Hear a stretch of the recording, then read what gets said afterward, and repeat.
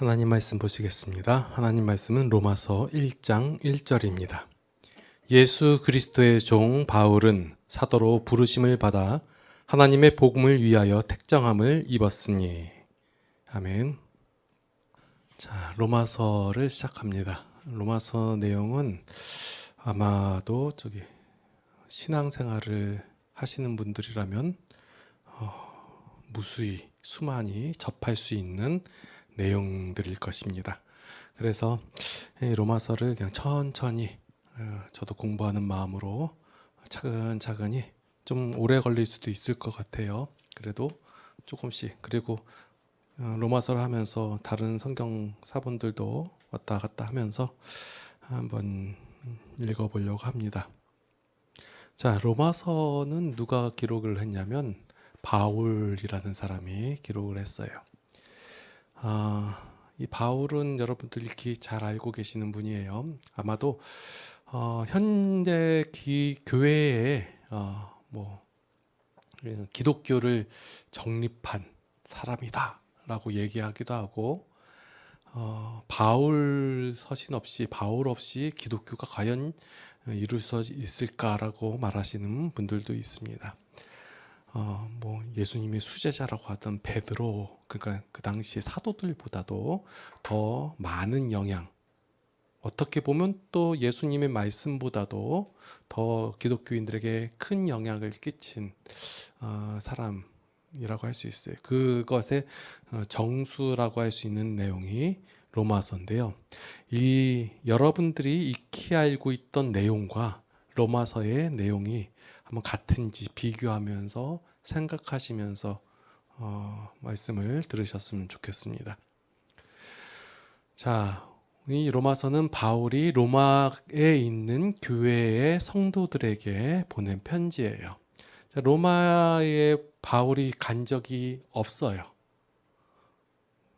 지금 그 내용상으로 한번 방문하려고 했는데 방문을 못했다고 했거든요. 그러면 이 로마에 있는 교회는 누가 세운 걸까요? 아마도 학자들은 추측하기를 6월절이나 유대인의 명절 때 그 흩어져 있는, 그러니까 다른 나라에 살고 있던 유대인들이 예루살렘을 왔다가 그때 복음을 접하고 믿은 사람들이 로마에서 모임을 가졌는데 그게 로마의 교회가 아닐까라고 생각을 해요. 그래서 이 로마에 있는 성도들에게 바울이 이제 편지를 보내는데, 왜 보내냐면 바울이 이제 로마를 통과해서 서바나 지역, 지금으로 말하면 스페인 지역으로 복음 전도를 갈 계획을 갖고 있었어요. 그래서 거기를 지나가면서 이제 로마의 교회인들에게 어떤 도움을 좀 받고, 또 보통 보면 바울이 무슨 역할을 했냐면 좀 힘들고 어려운 지역의 말씀을 들고 가면서 그 헌금을 모아가지고 그쪽에 전달하고 그런 일을 했었거든요. 그래서 그런 필요를 얘기를 하고, 또한 로마에 있는 교회 성도들에게도 그들에게 복음에 대해서 말할 필요가 있다 생각되어서 이 편지를 보낸 것이에요. 자, 오늘 보니까 2절에 보니까 1장에서 복음에 대해서 선포하기 위해서 이 편지를 쓴 거다라고 얘기를 하고 있잖아요. 자, 이 편지는 구원과 그리스도인의 생활에 관계된 그 근본적인 진리들을 이 로마에 있는 교회의 성도들에게, 그리고 그 편지를 접하는 모든 성도들에게 가르쳐서 바울이 이제 개인적으로 그 로마를 방문하려는 그 길을 준비하게끔 하려는 의도가 있는 편지예요. 자, 이 로마서는 1장부터 16장으로 구성이 되어 있는데, 16장은 끝에 인사말이고 관계에 대한 그런 거니까 빼고 1장부터 11장까지, 그리고 12장부터 15장까지를 크게 두 부분으로 구분할 수가 있을 거예요. 아마 성도들에게 있어서 12장부터 15장까지 성도가 이렇게 행하라라는 내용들이 많이 기록이 되어 있는데, 그 말씀에 많이 무거움, 아니면 중압감 같은 것이 받을 거예요. 왜 나는 왜 이렇게 성도의 삶을 살지 못할까? 이렇게 해야 되는데 난 왜 이렇게 못할까? 나는 못해. 이렇게 나오는 경우가 있어요. 그래서 성도들이 이 12장부터 15장까지 말씀을 대할 땐 이 말씀들을 살기 참 어려운 일입니다 라고 말할 수밖에 없어요. 또한 이 말씀들은 세상에서 말하고 있는 그 교훈과 별반 차이가 없음을 살펴볼 수 있으실 거예요. 여러분들이 나중에 이제 12장부터 15장까지 말씀을 살펴보시면 뭐 성경이라고 얘기하니까 그렇지, 솔직히 성경이라는 내용을 빼고 너희들 이렇게 살아라, 사람이라면 이렇게 사는 게 옳은 게 아니냐라는 내용들을 품고 있어요. 그런데 이 내용은 앞에서 말한 1장부터 11장까지의 그 내용 속에서 행하신 하나님의 행함, 하나님의 역사하심, 하나님의 일하심, 그 결과로서 되어진 성도라면 살 수 있다라는 내용이에요. 그래서 뭐 로마서를 읽을 때 솔직히 말하면 12장부터 15장만 있으면 되거든요. 솔직히 성도들에게 있어서. 그런데 앞에서 요 내용 1장부터 11장까지의 내용이 없이 그냥 읽은다면 그것은 성도에게 있어서 부담이 될 것이고 짐이 될 거고 이렇게 다가올 수밖에 없는 거예요. 이걸 성경 전체적으로 살펴보면 솔직히 말해서 우리 성도들에게 있어서 서신서의 내용만 있으면 살 수 있어요. 성도가 이렇게 살아라, 이렇게 행하라, 이런 내용들이 서신서 내용에 많이 기록이 되어 있거든요. 솔직히 구약의 내용 필요 없어요. 그렇지만 구약이 주어지고 그 다음에 신약 복음서 주어지고 서신서 주어진 것처럼 앞에 있는 내용 속에서 하나님께서 일하시고 행하시고 그 일하심의 결과로서 되어졌다는 그 사실이 없으면 이 뒤에 있는 내용들은 우리에게, 성도에게 부담이고 짐으로밖에 나타날 수 없다는 거예요. 그러니까 앞에서 말한 하나님께서 행하신 그 하나님의 사역이 이해가 되어야지만 이제 12장 이후에 나오는 성도의 사역을 이룰 수 있다라는 것이에요. 자, 오늘 제가 말씀을 전하면서 단어에 대한 얘기를 좀 할 거예요. 그러니까 제가 설교를 하면서 좀 어려울 때가 있는데 그게 바로 단어를 얘기할 때예요.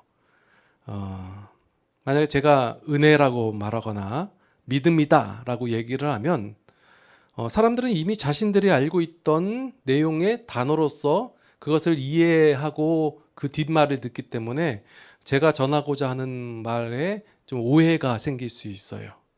왜냐하면 기본적으로 세상에서도 많이 쓰이는 단어가 은혜라는 단어고 믿음이라는 단어고 구원이라는 단어, 이런 단어들이에요. 그런데 이제 말씀 속에서 기독교가 갖고 있는 내용이 세상 사람들이 알고 있는 내용이라면 그것은 일반 다른 종교하고 별반 차이가 없을 거예요. 그런데 전혀 다른 내용이에요. 그래서 기독교에서 말하고 있는 말씀 속에서, 성경 속에서 말하고 있는 단어나 이 내용들은 하나님을 알고 있는 그 기초적인 지식 안에서 그 내용이 해석이 되어져야지 원래 알고 있던 거 가지고 이것도 같은 것이다 라고 하고 하면 전혀 이상해지는 기독교가 되고 마는 거예요.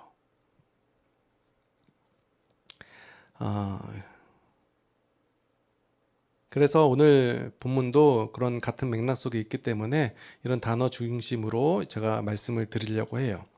자, 오늘 보니까 첫 번째, 예수 그리스도의 종 바울은 이렇게 시작을 해요. 이제 시작부터. 자, 종이라는 단어가 나와요. 자, 여러분도 종이라고 하면 벌써 생각나는 단어들이, 생각나는 이미지들이 있죠? 근데 바울이 그렇게 표현했단 말이에요. 종은 종인데 우리가 예수 그리스도의 종이다. 우리가 많이 이렇게 좀 헛짚는 경우가 있는데, 많은 어떤 목사님들은 내가 하나님의 종님이다. 왜 종에다 님을 붙이는지. 종은 종인데, 그래서 나는 누구의 종이다 라고 굉장히 거기에 포인트를 맞추는데, 여기서 포커스는 종이에요. 종. 그 하나님께서는 우리들을 하나님의 종으로 부르신 적이 없으세요. 이 고백은 지금 누가 했어요? 바울이 얘기한 거예요.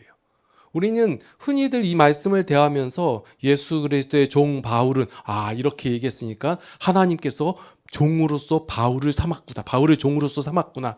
하나님의 사도들, 하나님의 일꾼들을 하나님의 종으로 삼았구나. 라고 생각을 한단 말이에요. 그래서 마치 하나님께서 성도들을 종으로 부르신 것 아닌가라는 생각을 할 수도 있어요. 그러나 하나님께서는 성도를 종으로 부르신 적이 없으세요. 일꾼으로 또 머슴으로 부르신 적이 없으세요. 하나님께서 인간을 성도를 종으로 부르시지 않은 종으로 삼지 않으시는 이유는 성도를 종으로 삼아가지고 시키실 일이 없기 때문에 그래요. 왜 일이 없을까? 라고 생각하실 수 있는데 하나님께서는 하나님의 일을 하나님께서 하시지 그 일을 하나님께서 하실 수 있는 일을 그 어느 누구도 할 수 없어요. 그렇기 때문에 종으로 부르시지 않으셨다 해요. 그래서 종으로 부르시지 않고 뭘로 부르셨어요? 아들로 부르시고 자녀로 부르시고 백성으로 부르시고 우리를 하나님께서 종으로 부르시지 않으셨어요. 그런데 자꾸 우리가 말씀을 오해하면서 깊게 보지 않으니까 하나님께서 우리를 종으로 삼았지. 저는 하나님께서 많이 부려먹는 종이 되길 원합니다. 이렇게 서원하기도 하고 그런데 하나님의 종이다 라고 생각하기도 하고 자, 그런데 하나님께서는 우리를 종으로 부르지 않으셨어요. 아들로 부르셨다. 대표적인 개념이 이제 하나님의 아들이거든요. 왜 딸은 아니냐 이렇게 말씀하지 마세요. 아들 가운데 다 포함되어 있는 거예요. 이 말은 뭐냐면 우리나라의 개념에서는 아버지가 있고 아버지 안에 어머니도 다 포함이에요. 아들이 있으면 이것은 수직적 개념으로 받아들여요. 이게 많잖아요. 우리나라 사람들 만나면 뭐부터 물어봐요? 너 몇 살이야? 그래서 나 몇 년 무슨 띠다 해가지고 먼저 딱 차이 내고 그러다부터 시작하잖아요. 우리나라의 개념 속에서는 이제 수직적 개념이 강한데 이 유대교 개념 속에서는 아버지와 아들의 개념이 수직적 개념이 아니라 수평적 개념이에요. 그래서 아버지가 아들이고 아들이 아버지예요. 외국 사람들 이름 보면 뭐 찰스가 있고 찰스 주니어가 있고 찰스 3세가 있고 그렇잖아요. 이거는 뭐 찰스 주니어인데 찰스로부터 나왔기 때문에 걔는 찰스야 이 얘기예요. 그러니까 우리에게 하나님의 아들이다 한 것은 뭐냐면 하나님이 위에 있고 그 아들로서 우리를 부른 것이 아니라 하나님 안에 하나님과 같은 하나님과 동등된 위치로서 우리를 삼으셨다라는 거예요. 하나님의 아들, 하나님의 자녀 이렇게. 그래서 우리를 하나님의 종으로 부려먹기 위해서 쓰기 위해서 부른 존재가 아니에요. 그런데 왜 바울은 자신을 종이라고 왜 표현했을까요? 지금 보면 여기서 종 바울은 해놓고 그 뒤에 나오는 단어가 뭐냐면 사도예요. 종하고 사도의 개념은 완전 일반적인 개념 속에서 반대되는 개념이거든요. 그런데 이걸 같이 썼단 말이에요. 왜 바울은 이 종이라는 자신을 이 종이라고 표현을 했냐면 이 바울의 이 태도가 종이라고 내가 예수 그리스도의 종이라고 표현하는 거잖아요. 이 태도가 하나님께서 성도를 대하시는 방식과 같기 때문에 이 종이라는 표현을 쓴 거예요. 다시 말해서 하나님께서 성도를 대하실 때 하나님이 성도에 대하여 어떤 자세로 나오시냐면 종의 자세로 나오신다는 거예요. 자, 좀 거부감이 드는 내용이죠. 하나님이 성도를 대하시는데 성도 앞에 하나님이 나오시는데 하나님이 성도를 앞에서 종의 모습으로 다가오신다는 거예요. 그러니까 성도를 위하시고 종이 뭐예요? 주인을 섬기는 역할이잖아요. 솔직히 말해서 우리가 하나님을 섬기나요? 하나님이 우리를 섬겨주시나요? 지금 이 내용은 솔직히 말해 다른 분들이 이상하게 들으시면 굉장히 이상한 내용이 될 수 있어요. 어떻게 하나님을 종으로 표현하냐. 하나님이 우리를 대하시는 모습이 종의 모습과 같이 대하세요. 그래서 바울이 그 하나님의 모습과 같은 모습으로서 그 성도를 위하는 마음으로 예수 그리스도의 종이라고 표현하는 거예요. 그 종의 역할이 사도의 역할이에요. 그래서 사도와 종의 모습이 같은 거예요. 그러니까 그런데 사람들은 이 사도는 그 군림하는 자, 위에 있는 자, 권력자라고 생각을 하고 종은 다스림을 받는 자, 밑에 있는 자 이렇게 생각을 하기 때문에 전혀 반대되는 개념으로 생각해서 뭐라고 해요? 이걸 이상하게 받아들인단 말이에요. 근데 사도 바울은 이 하나님께서 성도를 향하신 그 마음을 알았기 때문에 그 성도를 향한 그 바울이 성도를 향하는 마음도 동일한 마음으로서 종의 모습으로 다가가고 사도의 모습으로 다가가는 거예요. 나중에 이 사도의 개념을 성도들이 잘 모르고 일반 사람들이 잘 모르니까 이거 가지고 태클 거는 경우가 있거든요. 그래서 다른 서신서에서 보면 바울이 사도의 사도됨, 자기가 사도됨에 대한 정당성을 많이 표현하고 피력하고 이렇게 얘기를 해요. 그 이유는 사람들이 이제 요 사도에 대한 단어에 대한 개념, 그리고 종에 대한 단어의 개념을 모르기 때문에 어쩔 수 없이 하나님의 말씀을 듣게 하고자 말씀하시는 거예요. 종이 하나님의 마음을 대변하듯이 사도라는 개념도 하나님의 마음으로 행하는 직분이에요. 그래서 사도와 종의 개념은 상충되는 내용이 아니에요. 그래서 기독교에서는 신분이 무엇이냐, 호칭이 무엇이냐 이게 중요하지 않아요. 근데 우리는 여기 호칭에 굉장히 신분에 굉장히 중요하죠. 예수님께서 이 땅에 오셔가지고 만약에 이 신분에 대해서 다 공평해, 평등해 라고 얘기하면서 어떻게 지금 그 제도를 다 무너뜨렸나요? 노예 해방 운동을 막 하시고 사회복지를 위하여 그 1인 시위를 하셨나요? 안 하셨어요. 그 제도는 그냥 그대로 둔 채 예수님께서는 뭘 하셨어요? 그 내용을 바꾸셨어요. 그 제도 안에 있는 사람들의 그 심성, 마음, 그리고 그 내용을 예수님께서는 바꾸셨지 그 제도 자체를, 그 시스템을, 그 체계를, 외형을 바꾸려고 노력하시지 않으셨어요. 그런데 우리는 아직까지 여기에 중점을 두잖아요. 내가 교회 장로인데, 집사인데, 어디 장로한테 집사가, 어디 전도사가 목사한테 이런단 말이에요. 수직적 개념으로 바라봐서. 다 제가 말씀드리죠. 가장 위대하고 아름다운 이름은 뭐라고요? 성도. 이게 가장 그 직분으로서 그 최고를 상징하는 것이고, 그리고 목사, 전도사, 집사, 장로, 권사 이딴 거 있잖아요. 이딴 거는 그냥 하는 일에 따라서 그냥 분류만 시켜놓은 것이고 다 같은 내용들이에요. 아니 집사라고 부르면 어떻고 장로라고 부르면 어때요? 여러분들 다 장로 하셔도 돼요. 밖에 나가서 누가 어디 교회 다니냐면 여기 세종드림 교회 다닌다고 얘기하고 거기서 직분이 뭐냐고 하면 장로라고 하세요. 누가 물어보면 저 맞다고 얘기할 테니까. 그래서 그 사람들이 말을 알아들어 먹을 것 같으면 그렇게 말씀하시고, 집사라고도 얘기하고 권사라고 얘기하시고, 중요한 게 아니에요, 호칭이. 근데 저희 부끄러운 얘기지만 저희 침례교단도 안수 집사라는 제도는 있지만 장로라는 제도는 없어요. 그래서 안수 집사를 장로라고 호칭 장로로 부르자. 이게 다 이게 그 성경적 개념이 좀 딸리니까 이렇게 얘기가 나오는 거거든요. 그렇다고 해서 여러분 누가 장로라고 좀 딸리니까 장로라고 얘기하구나 그렇게 얘기하지 마시고 생각하지 마시고 올려주시고 높여주시고. 자, 사도 바울이 스스로 종이라고 얘기했잖아요. 그 종의 마음이 뭐예요? 하나님께서 성도를 대하시는 그 마음으로서 사도 바울도 나도 동일한 마음으로서 너희에게 나아간다라고 해서 로마서 가장 처음부터 예수 그리스도의 종 치고 나오잖아요.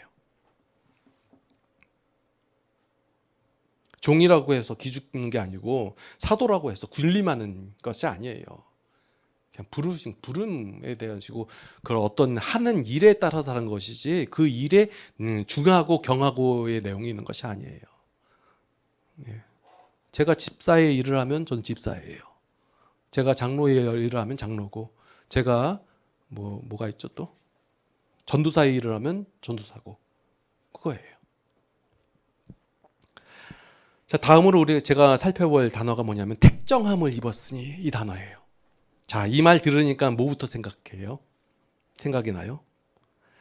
택정함을 입었으니, 여기서 강조점은 입었으니예요. 택정함. 사람들은 여기 택정함에 그를 택했다. 하나님의 일을 위하여 저 사람을 세웠다. 이것은 그 사람이 세워진 게 그래도 하나님께서 들어 쓰시려고, 하나님께서 그 위대한 일을, 그 사역을 완성시키기 위해서 부르신 사람이라면 뭔가 있지 않을까라고 생각하는 게 일반적인 사람들이 생각이에요.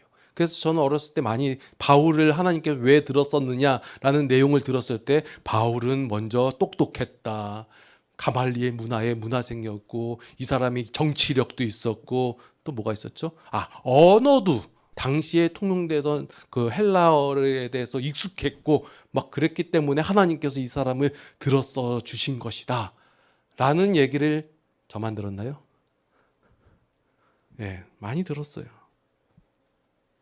그래 보이니까, 특별하니까, 싹수가 보이니까, 능력이 있으니까 택하였을 거라고 생각해요. 그래서 뭐라고 얘기를 많이 들었어요? 그래, 우리가 하나님의 일에 쓰임을 받으려면 내가 준비를 해야 돼. 어떤 준비? 하나님께 잘 쓰이기 위해서 능력을 갖춰야 되고, 또 뭐예요? 특별한 것을 있어야 되고, 하나님 앞에 쓰임받은 뭔가 있어야 되지 않겠느냐 하면서 준비된 자를 하나님께서 쓰신다라는 설교를 많이 들으셨을 거예요. 아니요, 하나님께서 준비된 자를 쓰시는 게 아니에요. 택정함을 입었으니예요. 수동태예요. 입었다예요. 하나님께서 선택하신 거예요. 본인이 어떤 자세를 함으로 말미암아 하나님께서 선택하신 게 아니라 전적인 택함의 주도권이 누구에 있냐면 하나님께 있다예요. 하나님의 일은 하나님께서 하시는 일이에요. 그렇죠? 그래, 하나님의 능력이 모자라 가지고 되는 일이 하나님의 일이 아니에요. 하나님의 능력 안에서 충분히 하나님만이 하실 수 있는 일이 하나님의 일이에요. 만약에 사람이 할 수 있는 일이라면 그건 사람의 일이지 하나님의 일이 아니에요. 그렇잖아요. 그런데 그 일에 사람이 필요해요, 안 필요해요? 사람의 능력이, 사람의 조건이 안 필요하다예요. 만약에 사람의 조건이 필요하고 사람의 능력이 필요하잖아요. 그러면 그 하나님의 일이 아니에요. 하나님만이 하실 수 있는 일이 하나님의 일이에요. 그 일에 택정함을 입었다예요. 바울이 택정함을 입었다다 그러면 여기서 강조될 때 택정함을 입은 사람의 조건보다는 택하신 하나님의 일이 우선시되는 거예요. 그래서 강조점이 뭐냐면 하나님의 행위, 하나님의 일, 하나님의 역사예요. 하나님의 역사 가운데 그를 동참시키셨다예요. 그래서 바울은 그냥 있는데 하나님께서 동참시키셨다라는 표현으로서 하나님의 복음을 위하여 택정함을 입었다예요. 그게 감사한 거예요. 그 표현을 하는 거예요. 무엇을 위하여? 하나님의 복음을 위하여. 그래서 그 로마서 1장 1절의 말씀을 다르게 이해를 한다면 사람들은 내가 하나님의 복음을 전파하기 위하여 하나님께서 나를 불러 써주기 합당하게끔 내가 준비를 해야 됐고 마땅히 부르심을 받았으면 그 복음을 위하여 목숨을 바쳐야 할 것이다 라고 생각이 되어진단 말이에요. 이게 저만 생각하는 내용이 아니라 일반적인 생각들이에요. 근데 사도 바울의 고백은 그렇지가 않아요.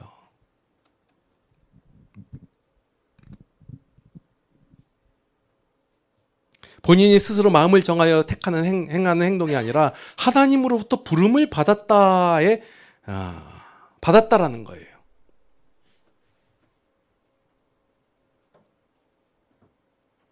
이 복음이란 것이 무엇이냐면 이제 다음번에 이제 복음에 대해서 좀 얘기를 할 건데요.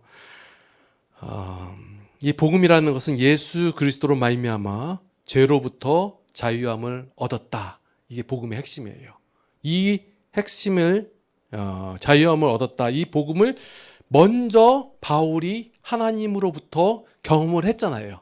부르심을 받았잖아요. 체험했잖아요. 그래서 여기 바울이 활동하기까지 부르심을 받은부터 활동하기까지 굉장히 오래된 세월이 있어요. 그동안 동안 하나님께서 바울이 하나님에 대해서 배우고 알아가고 이해를 했단 말이에요. 부르심을 받자마자 나 부르심을 받았으니까 곧바로 난 선교지로 가야 돼. 그게 아니었다는 거예요. 굉장히 오랜 세월 동안 보면 16년 동안 그 정도 하나님에 대해서 배웠다고 알아가고 이해를 했단 말이에요. 먼저 하나님의 복음을 경험하고 체험하고 이해한 바울이 이 같은 하나님의 자녀된 이 로마 교회 성도들에게 이 하나님께서 너희를 위하여 어떻게 행하셨나를 이제 설명하는 내용이 이 로마서 내용이에요. 그래서 이 로마서 1장 1절은 로마서의 방향이 어떻게 가느냐. 1장 1절부터 잘못 이해하고 들어가면 로마서 전체가 다 그렇게 들어가요. 그래서 1장 1절이 뭐예요? 하나님의 은혜로 말미암아 하나님의 행하심으로 말미암아 바울이 되었다예요. 그 바울이 그러니까 성도가 되었는데 그 하나님의 마음으로서 나도 너희에게 나간다. 그래서 종이란 표현과 사도란 표현을 그대로 말을 했고 내가 이렇게 된 것은 나의 의지로 나의 능력으로 내 열심으로 되는 것이 아니라 하나님의 일하심의 결과로서 내가 택정함을 입었다. 그래서 그 은혜로 말미암아 내가 너희에게 나아가고 가고자 하는 것이고 너희에게 앞으로 말하는 그 2절부터 이후부터 말하는 모든 내용이 바로 너희를 위한 하나님의 일하심에 대한 내용이다. 이것을 말하고 있는 거예요.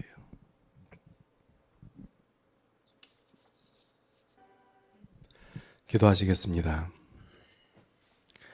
하나님의 은혜에 감사를 드립니다. 우리가 무엇이 간데 하나님께서는 마치 종과 같은 모습으로 우리 앞에 다가오셨습니다. 그래서 하나님의 은혜와 사랑을 마음껏 또한 끊임없이 더하여 주십니다. 그 하나님의 은혜, 하나님의 사랑에 감사를 드립니다.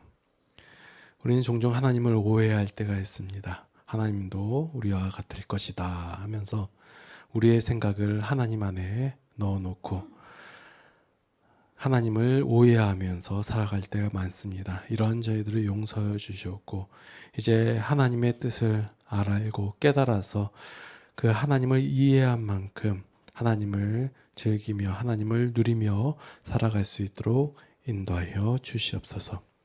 이제는 우리 주 예수 그리스도의 무한하신 은혜와 하나님 아버지의 극진하신 사랑하심과 성령님의 감화, 감동, 교통인도, 보호, 역사하심이 이제 하나님 안에서 참된 자유를 누리며 살아가길 원하는 모든 성도들 머리 위에 이제로부터 영원토록 함께 하시옵기를 간절히 축원하옵나이다. 아멘.